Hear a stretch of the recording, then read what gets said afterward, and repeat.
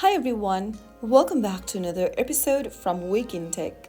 Today in this video we will be learning how to delete a layer in Picsart. To delete a layer in Picsart, launch open your Picsart application and tap the plus button at the bottom of the screen. Now, go ahead and open up a recent project. From the recent project option where you have multiple layers in it.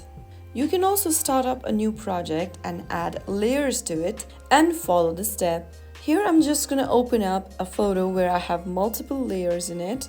Now once you have it, you can go ahead and select the layer you'd like to delete from the project. After tapping the layer, you will see a trash can icon at the top. Simply tap on that and there you have deleted the layer.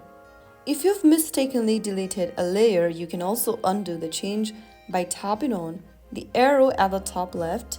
You can also go ahead and delete text layers from a project. Tap on the text layer and then tap the cross button right above the text layer in the screen.